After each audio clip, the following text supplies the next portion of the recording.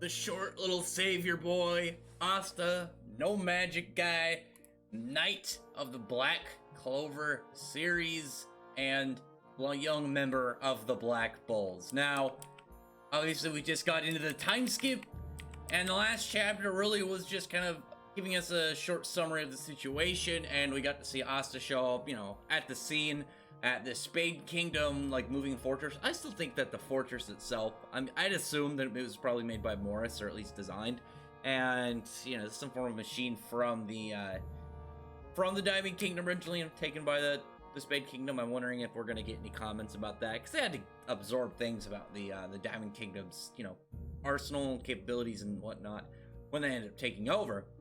But now Asta is on board. He's ready to save some people. He already, completely demolished that guy he fought last chapter, no-named bad guy, and then just cleaved down everybody else, around him. Just Black Divider swept them out of the way. Didn't have any time for him. And in this chapter, we got some Asta flex. We got to see more of just, what he's gained over the last 6 months. And I think one of the things, not only his fighting capabilities, but just the way he thinks and the way that he just seems to address situations more intelligently. During all this, there's the portion where he's seeing all the people terrified that they're pretty much used as batteries. I mean, really, they're just kindling to the fire that is this big walking fortress rather. And Asta is just concerned. He's like, these guys, what happened to them that they're so full of fear that they're completely just rattled in this state. He wants to help them, and at this point they know that the war is inevitable. They didn't want to be part of it, but they are, in fact, just by being a member of the Spade Kingdom, and they're going to be utilized. Now, Asta's not going to stand for this. I mean, I don't think a lot of characters would, at least main characters, especially in Shonen. They're not going to want to see just random people suffer. I mean, it's not like there was, they're battling in some big city or something. They're literally just using these guys as batteries for moving this fortress around, doing who knows what. And now Asta wants to take care of all these Spade Kingdom guys and come and help some of the, these lesser folk. And unfortunately for all the no-name fodder coming down, they didn't know what they were coming down to. They didn't know that, who this guy was. They didn't know, the fact he's got anti-magic and the capabilities that he was going to present. Obviously, they can't know he's the main character. They're not going to fourth wall meta break. But the fact that he's got powers from a devil and he's got, anti-magic capabilities, that they were going to run into such a unfortunate wall that was going to stop them. Short little jacked wall, little Asta wall. But Asta also showing, some new additions to his abilities. He's got just a straight anti-magic slash, calling it Black Slash. So that's going to be the thing, for the Demon Dweller Sword. We have, Demon Slaying Sword. He's got normal elongated, size to it, just making the sword bigger cleaves. And here we have the Demon Dweller Sword. We know that can absorb magic of people around him and put it into, the sword, use, slash attacks. Now he's just got this, sick, raw, anti-magic blade sickles that he just shoots out. He's just able to spam them. And I know he's used, the attack, remember, when he first used it, when he got it from Noelle's abilities, when they were fighting Mars. But really just, straight, spammable slashes this is really neat. And it's going to be really useful to him, because one thing we know about Asta is he's pretty vulnerable to long-ranged attacks. But I imagine, with these, it's not going to be as, dangerous as, a pressurized gust of wind in the shape of blizzard. It's just going to slice through everything. It took these guys down, cut through their spells, and hit them. But it's not like they died. They didn't have some intensive blade to slice them in half. Asta still dealt with them, and I really liked that during this, he immediately looks up and he senses guys above him, and he just pretty much jumps through the ceiling and just comes up to take out more dudes. His key sensing, he's honed a lot more. I imagine that's one of the things he was gonna really utilize over the time skip, and able to get to the point where he's gonna have it a lot higher in battle. It's, as we know, a very, very cornerstone boss's fighting capabilities, because he can't sense magic, but he can sense ki, the natural stuff coming out of the body when they're doing stuff. And then he just starts running through these guys. There was a note from one of the girls that the guy running the fortress, he has an inhuman power, and it hit towards demons. The devil with Megicula, I assume. And I actually really liked when Asta Black Dividered, and it doesn't even look like he really slashed. Like, he didn't slash the guys that launched a couple spells at him.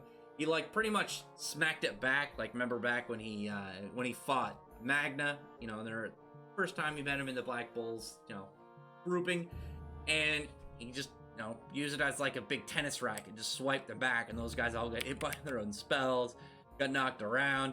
And I mean, for Asta, it's really just, he's just running through nameless fodder. This is his flex time. This is him showing his capabilities that he's gained through these 6 months. These characters that we're seeing him fight are not, oh, these are going to be someone built up for later. These are going to be like some from a big battle or anything really to scoff at. These are, hey, we exist for the sake of getting the shit kicked out of us so you can show off all your new abilities and whatnot. But then the guy shows up that seemingly has, well, I assume that he is, the boss of the place because of the way that he's presented, but also the fact that he seems to have, a pretty high power. But, I mean, he even says, like, he says he's got a demon's power dwelling him in too. But maybe he's talking about, the other fella there, the guy in charge. Because I assume that this is that guy, but I don't think it's, like, straight up said confirmed. Again, I assume it's him.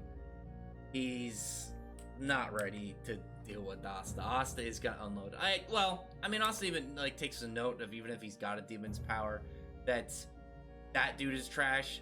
So really with Asta, I think he's confirmed. I think this guy could easily just be, he's got double power, but I don't think it's like the same as Asta. Asta's is, it's either in the grimoire or within him. I think it's in the grimoire. It's been pushed more, set up to be the grimoire, and because of that, I think it's more like this guy has a buff from Megicula that he's able to use a demon enhancement. Ends up using like this poison magic. You see Asta have like all these weird colorations on his body, starts to foam at the mouth, and he's starting to kind of like drop down. And obviously he's smart. He's not dumb. He takes out the Demon Destroyer Sword, uses its ability to deal with like status effects induced by magic, and then decides to just plant both the Demon Destroyer Sword and the Demon Dweller Sword in the ground. And actually, I always really liked that look. I remember him doing it back in the Witch's Forest when, he wanted to talk to Fauna, so he just took his swords and plunged him into the sides, in front of him.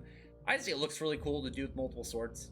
I mean, it's not like the one I always think of as Mifune from Soul Eater, but it's still something. It's still neat. And then he ends up just putting the swords down, grabbing the demon slaying sword, and while he's talking to the guy, he's like, what kind of country can prosper treating their people like this? Because all they're really doing is like, you're not useful for war. Well, you can just be drained painfully to move our vehicles. And then he's Black Dividers up, blade all the way up. We don't even see the tip of it. It's going through like a little like layer of fog and smoke. But when Asta, brings it down, he's just like, I will crush you. I will smash you into nothing. And just cleaves not only the dude's spell, but cleaves the entire fortress. Just swipes it right down. It's just this nice big like diagonal cleave across the whole thing, which is awesome. I'm hyped. And even in the back behind it, you see the anti-magic devil, and he just seems really intrigued with all this. Again, I'm wondering if Asta has gained some form of camaraderie with him. He like talking to him, trying to get some back and forth between the two of them. I would imagine so, but we gotta wait a little bit longer to confirm. I was hoping to see like Noelle and this week, but really just the Asta flex was pretty sick. I did have a lot of fun seeing that, and I'm willing to bet he's got more spells than this, more anti-spells rather. Like he's got to have some big trump card that he had, not just Black Divider. Maybe he's got some, big, humongous, giant, just cleave. It's just a massive like tidal wave of anti-magic. Imagine that. Imagine like he puts the swords into his wing and then just like combines them and like sweeps just a giant anti-magic wave, and it just surges all around him, dispels, and you know, it just smashes into everybody around. I guess like a wave wouldn't really fit his whole layout design, but maybe like because he has black meteorite, maybe he just has black meteor instead, so meteorite becomes meteor, or black like asteroid, black comet, you know, something just to really just add that extra oomph to whatever his new finisher is. I assume he's got a finisher. I mean, that's just one of those things I feel like you would do when you're like, I'm gonna go train and you know I'm gonna make new techniques and stuff, name them. I assume that you'd be like, well, I gotta have, you know, some big finish part. It actually does remind me, and this is you know, rare compliments towards One Piece. I actually really liked when Luffy was thinking back to his training, you know, with Riley, and he's talking about like, well, the Kong gun isn't enough to take down some of these guys. You know, I got to get bigger, and he invents King Kong. And it's like, yeah, you want to come up with like a super special, like super badass finishing move. You know, you're big. Not only this should do it, or this is all in. Everything else beyond this is, you know, out. And there's nothing gonna be beyond this. This is my last ditch move, and if this fails, then well, then I guess I'm fucked. But anyway, comment below.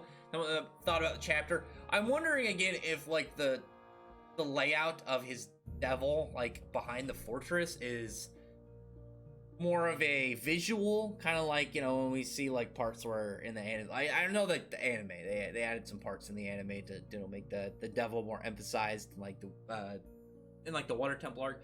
But is it something like that where it's just done that way to emphasize like his presence, or is it like literally Asta, you know, is Asta and him going to, or, well, Asta and him. Are Asta and him going to communicate? Have they been? We're going to find out the anti-magic devil's name. You know, what's going on? It would have been really sick just to have, like, a big, like, arm sweep from the anti-magic devil to, like, look like Asta is, you know, or to look like he's the one doing it when Asta uses that big black divider cleave. Anyway, like I said, comment below. Thumbs up the video, prefer the like button and the subscribe button, and check out my other videos. For that, I appreciate everyone who's already subscribed, and thank you all for listening. Bye.